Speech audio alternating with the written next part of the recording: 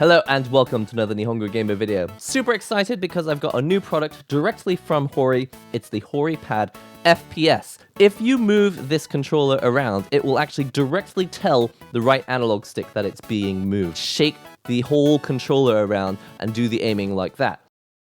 So here's a look at the packaging of the Horipad FPS. $50, I believe, at recommended retail price. Let's just get this thing out and actually show you the controller. Oh, and here's the other thing. It is not a wireless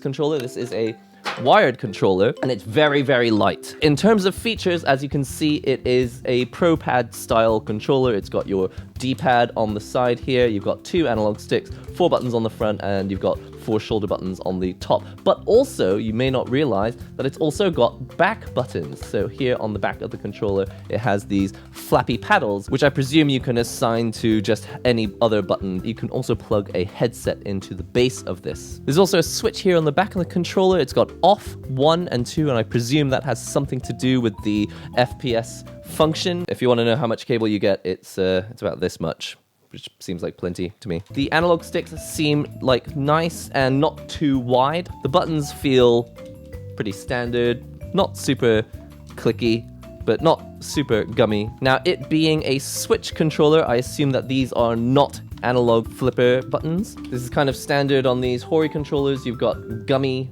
buttons here for the options button, home button, plus and minus. Now, since this is a NihongoGamer video, you can be absolutely certain that I will be testing out the D-pad, but that is not the main point of this controller. One thing I will say, though, is I like the feel of these grips. You're kind of holding it like you would already hold some kind of pistol. Alright, so I've got my Nintendo Switch here, and for the first time in like 6 million years, I've booted up Minecraft, and as you can see, the controls are absolutely as normal. I've got movement on the left analog stick, and I can change the camera using the right analog stick, and nothing is happening when I move this controller around. But this button here on the back of the controller, there's two different settings. If I set it from off to setting number 1, then as you can see, I'm already mapped to analog control of the stick. So this is not normally a feature in Minecraft, being able to control it with motion, but as you can see, I'm moving around like this, and if I choose the right, this is absolutely crazy. This is not a way that I knew was good, actually. You know,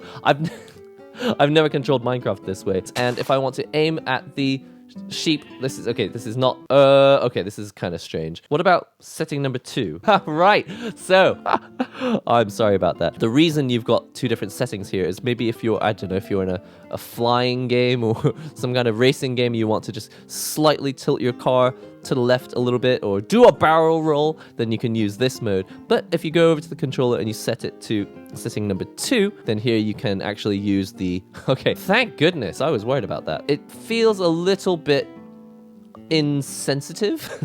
That's probably not the right term, but it doesn't feel as sensitive as maybe I was hoping. It looks like it is based on an accelerometer, so it doesn't actually have perfect positioning. Like if you move very, very, very slowly, it barely has any idea that you've moved at all. Alright, so I don't have Borderlands 2 on Switch, but I do have it here on the PC version. As you can see, the controller is working. Movement with the left analog stick. I've got camera movement with the right analog stick, and anytime I want to, I can also just use the controller to move the camera around. And it is actually very cool to have this feature, which was never built into the game to start with. So even if you move pretty slow, it does work. But if you move really slowly, I don't think it's that it doesn't know 100%, it's that it is resetting itself to 0. It's effectively moving the analog stick to the side, and then it's moving itself back. So it's going all the way left, and then it's resetting itself to 0. And it's moving to the right, and then resetting itself to 0. If you have quite an exaggerated motion, it does bring you back to where you want. But if you go like down all the way, and then you kind of bring yourself up a little slower, like the speed with which you do it means it'll just kind of like reset yourself to different places. As I dance around with these controls, I end up kind of looking a different direction to where I was earlier. So I always have to like reset myself using the analog stick. Alright, so here comes the enemy. Let's try this gun. So I'm just going to point the gun like this. Okay, and as you can see, I'm using this to aim like so. And again, I've actually done this before in Borderlands because this is how the game actually controls on the PS Vita. Again, I don't have the Switch version, but I assume they allow you to do something similar. Aim assist off. We need to make sure that that's not affecting my judgment of the aiming in this game. I think the problem is you're just constantly reaching the limit of the analog stick. So it's like, I want to aim a little bit further right, but I can't because my controller won't go any further. So on a PlayStation Vita, if you turn all the way around, it's okay because you can turn the screen with you. But if you're playing on a monitor, you know, no matter how much you want to turn to the left, you still need to be looking forward at your monitor, right? You've moved as far left as you can go, and then you want to like go further left, but even though the controller will allow you to turn left and then left again, the problem is now your hands look like this. The fact that it's based on accelerometers rather than a gyro means that if you do any kind of slow movements, instead of getting precise movement, you just get kind of no movement. This design is limited in how much it can do based on the technology it's using. I want to get myself right on that crack on the right side there. Now I've gone too far. You can't really like slowly aim yourself. Once you start to do precision movements, it just doesn't move at all. All right, I'm going to try some new settings here, and instead of having motion settings always on, I'm switching it off on the controller, but when I press this button, motion aim becomes active. All right, so for example, let's see here, I'm using the analog stick to aim, and then when I want to zoom in, then I aim by holding down the button. Interesting. I think that kind of helps a little bit more. Maybe it's just the effect of the, you know, the way that you have to think about it differently. It just allows me to reset the controller. So it's like, okay, let's go here. And then while I'm holding the button, then I'm in aim mode. You know what? I think this works significantly better than having it switched on all the time. Interesting. I think it does allow you to do some fine-tuned motion, whereas the analog stick can be used for the wider motions.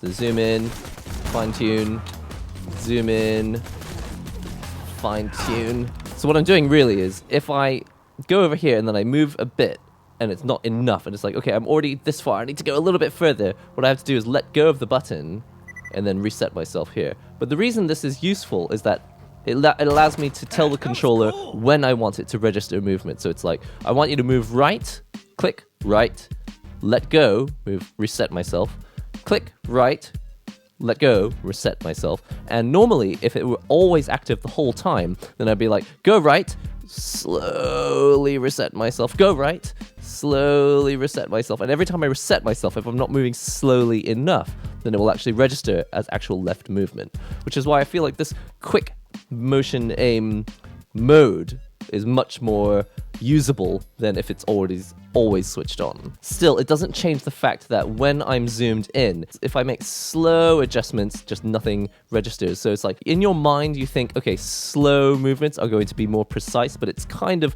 unuseful in this situation because it's not really a gyro that's capable of being controlled in that manner. You have to do fairly quick adjustments. So in the mode I'm using at the moment, it's got two functions on this button. It's allowing me to control when I'm using motion and to let go to not use motion. But the actual main functions of these buttons are to change the behavior of the right analog stick. So as you can see, left, right moves fairly quickly. If I hold down this button as well, then I go left, right, and it'll be like even faster. And then if I hold down this button here on the left, it moves it really, really slowly. So this is like my precision aim mode. I don't think it affects the speed curve of the motion though. One thing I can change here is the motion aim sensitivity. This is normal mode here, but what I want is to make more dramatic movement at the start of the motion. So if I set it to quick mode, maybe this will do it.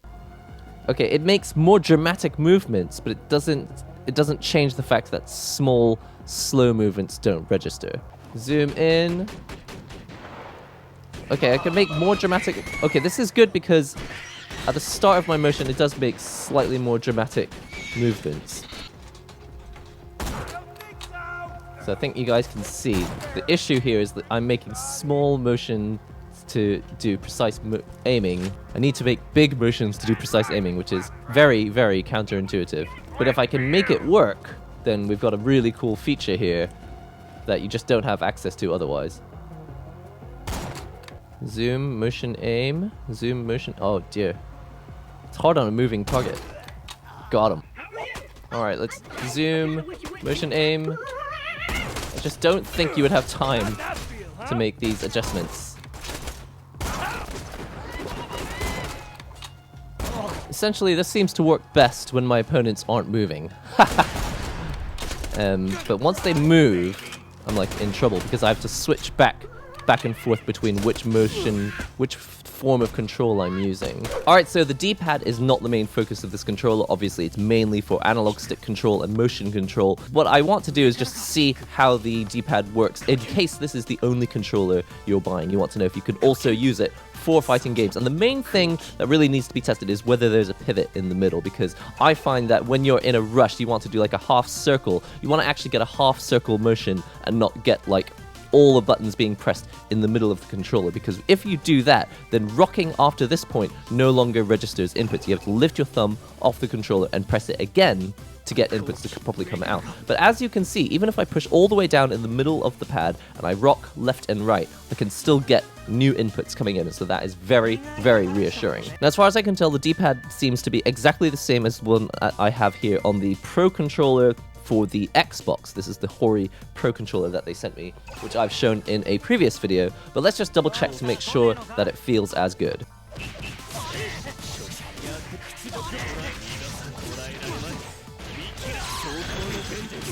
Alright, so it does work, but I feel like it's a little bit stiffer than I would like. Alright, that is enough for unboxing and testing of the Horipad FPS. And here's the lowdown on this controller. The main thing is that this adds a function to any game that uses analog sticks normally that wasn't already there. Now, if you wanted to play a game with gyroscopic control normally, you would have to wait for the developer to implement that sort of thing. So, for example, the PS Vita version of Borderlands had this built in, but you couldn't actually use motion aim in the original version that I played when I played it originally on like PS3. And then there are other games like Splatoon where gyroscopic control is like built in as one of the main ways to play the game. Of course, you can switch it off and you can use analog sticks instead. But ever since I played the PS Vita version of Borderlands, I always thought this is a great feature that I'd like to be able to use in other games. So really what you have here with the Horipad FPS is a hack. This is like an officially licensed by Nintendo hack to allow you to use motion control in games that were never intended to be controlled in that way. But there is one major setback, and it's the fact that it's not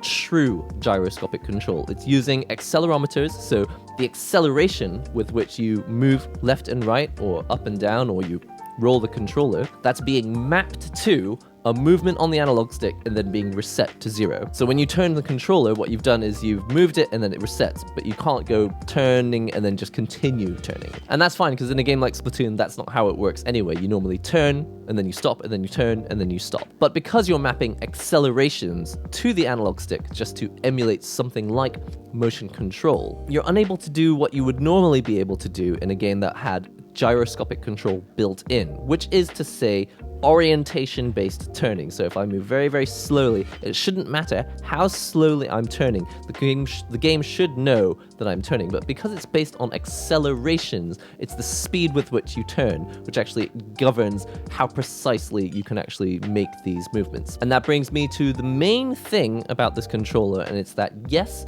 this basically adds a hack to any game to allow you to use motion control, but it's kind of counterintuitive in that normally when you're moving around with the analog sticks, you're making big, large motions of the camera, and then you want to make small motions in order to do precise aiming. Now, if you're only using the analog sticks, then you can actually use these two buttons on the back to further adjust the sensitivity on the fly of the analog stick.